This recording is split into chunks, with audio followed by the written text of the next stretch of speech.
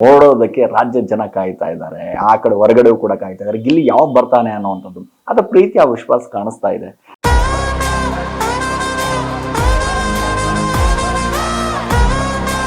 ನಮ್ಮ ಸಿನಿಮಾ ಇನ್ನೂ ಸ್ಟಾರ್ಟ್ ಆಗಿಲ್ಲ. ನಮ್ಮ ಸಿನಿಮಾ ಕಥೆಗಳು ಇನ್ನೂ ಸ್ಟಾರ್ಟ್ ಆಗಿಲ್ಲ. ಅವನು ನಾವು ಸಿಕ್ಕಾಪಟ್ಟೆ ಪ್ಲಾನ್ ಮಾಡಿ ಇಟ್ಟಿದ್ದೀವಿ.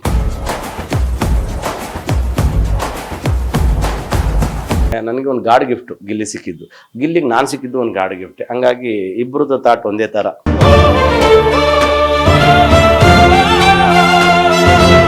ಒಬ್ಬ ವ್ಯಕ್ತಿ ಮನಸ್ಸು ಗೆದ್ದ ಮೇಲೆ ಮಾತ್ರ ಜಗತ್ತಲ್ಲಿ ಏನು ಬೇಕಾದ್ರೂ ಮಾಡಕ್ಕೆ ರೆಡಿ ಇರ್ತಾರೆ ಸರ್.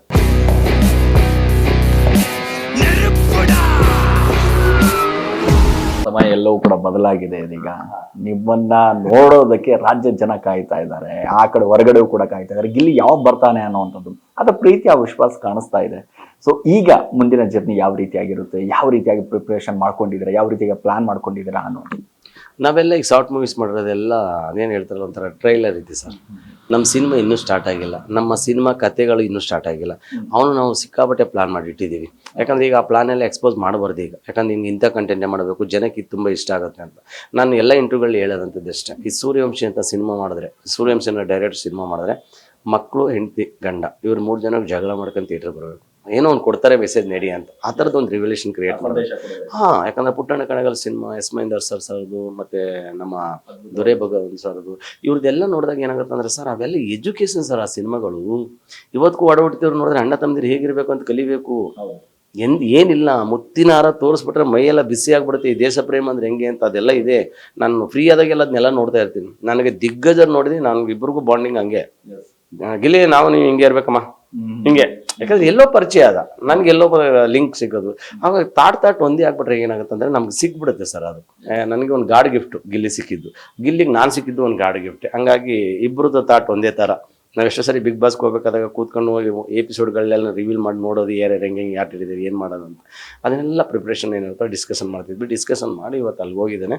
ಅಲ್ಲಿ ಹೋಗಿ ಬಿಡಿ ಬೇರೆ ಲೆವೆಲ್ ಸೌಂಡಾಗ್ಬಿಟ್ಟಿದ್ದೀನಿ. ಈಗ ಪ್ರಿಪ್ರೇಷನ್ ಜೊತೆಗೆ ಸೊ ಅಭಿಮಾನ, ಇನ್ನೇನು ವೋಟಿಂಗು ಗೀಟಿಂಗು, ಅಭಿಮಾನಿಗಳಲ್ಲಿ ಯಾವ ರೀತಿಯಾದಂಥ ಪ್ರೋತ್ಸಾಹ ನಿಮ್ಮ ಕಡೆಯಿಂದ ಯಾವ ರೀತಿಯಾಗಿ ನಡೀತಾ ಇದೆ ಅಂತ. ನಾನು ಇನ್ನೊಂದಿನ ಬಂತ ಹೇಳಿದ್ರೆ ಇದು ಒಂಥರ ಎಲೆಕ್ಷನ್ ಪ್ರಚಾರ ಥರನೇ ಆಗ್ಬಿಟ್ಟೈತೆ. ನಾನು ಬಹುಶಃ ನಾನು ರಾಜಕೀಯದಲ್ಲಿ ನೋಡಿದೆ ಸರ್ ಈ ಥರ. ಈ ಅಭಿಮಾನಿಗಳು ಬಂದು ರ್ಯಾಲಿ ಮಾಡೋದಂದ್ರೆ ಏನು, ಅವನಿಗೋಸ್ಕರ ನಾನು ಸಾಂಗ್ ಶೂಟ್ ಮಾಡಕ್ಕೆ ಹೋದಾಗ ಕೆಲವು ಫುಟೇಜ್ ಬೇಕಾಗಿತ್ತು.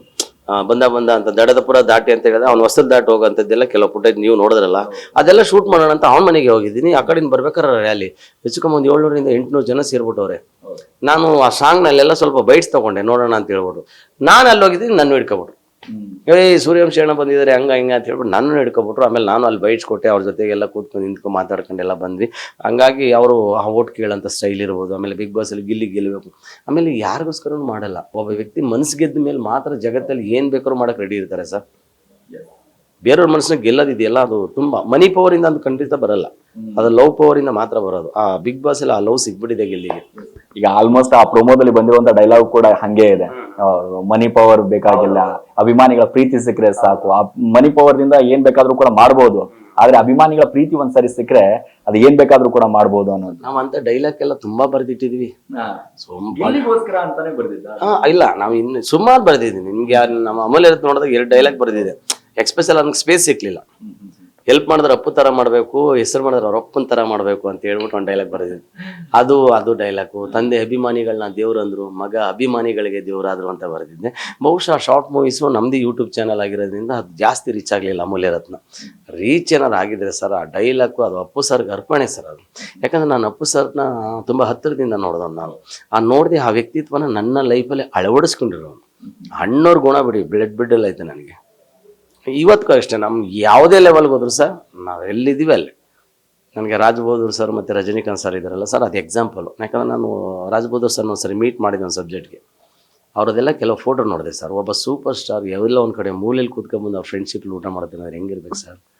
ಹಂಗಾಗಿ ನಾವು ಅದ್ರ ಮುಂದೆ ಏನೂ ಅಲ್ಲ ಸರ್. ಬಟ್ ಆ ಥರ ಇರಬೇಕು ಅಂತ ಬಯಕೆ ಐತೆ, ನಾವು ಹಂಗಿರ್ತೀವಿ.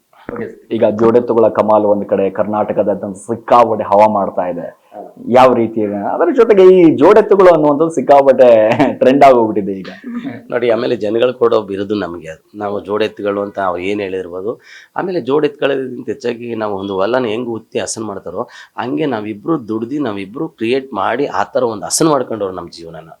ನಾನು ಎಲ್ಲೋ ಒಂದ್ ಕಡೆ ಗಿಲ್ಲಿ ಬಂದಿದ್ದ ಮೀಡಿಯಾಗಿಂದ, ನಾನಂತೂ ಎಲ್ಲೂ ಬಂದಿಲ್ಲ. ನಾನು ಸುಮಾರು ಸರಿ ಗಿಲ್ಲಿಗೆ ಹೇಳ್ತಾ ಇದ್ದೆ, ಗಿಲ್ಲಿ ನನ್ನನ್ನು ತೋರಿಸ್ಬೇಡಪ್ಪ, ನಾನು ಜೊಮ್ಯಾಟೊ ಮಾಡ್ತಿದ್ದೀನಿ, ಆಮೇಲೆ ಹಿಂದಿನ ಕಡೆ ಬಂದ್ಬಿಡೋರು ಅದು ಪ್ರಾಬ್ಲಮ್ ಆಗುತ್ತೆ ಅಂತ.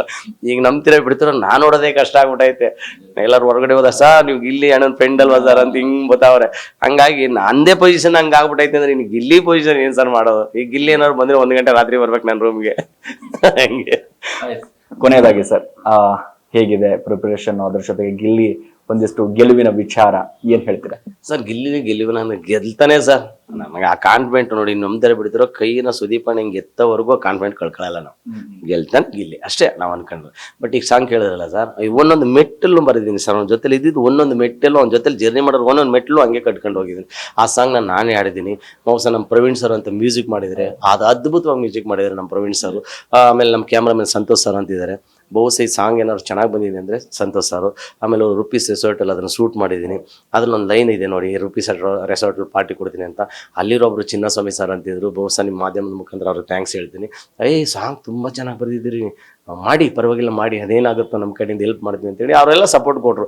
ಬಟ್ ಅವೆಲ್ಲ ಸಪೋರ್ಟ್ ಕೊಟ್ಟಿದ್ದು ನನಗೆ ತುಂಬ ಒಳ್ಳೇದಾಯಿತು. ಆಮೇಲೆ ನನ್ನನ್ನು ಅವರು ನೀವು ಗಿಲ್ಲಿ ಫ್ರೆಂಡ್ ಅಲ್ವಾ ಅಂತ ಗುರುತಿಸಿದ್ರಲ್ಲ, ಸಾಕು ನಮಗೆ ಅದೊಂದು ರೆಕಗ್ನೇಷನ್ ಸಿಕ್ಕಿದೆಯಲ್ಲ ಸರ್, ಅದನ್ನು ಲೈಫ್ ಲಾಂಗ್ ಉಳಿಸ್ಕೊಡೋ ಪ್ರಯತ್ನ ನಾನು ಮಾಡ್ತೀನಿ. ನಾನಲ್ಲ, ಗಿಲ್ಲಿನೂ ಹಂಗೆ ಮಾಡ್ತಾನೆ.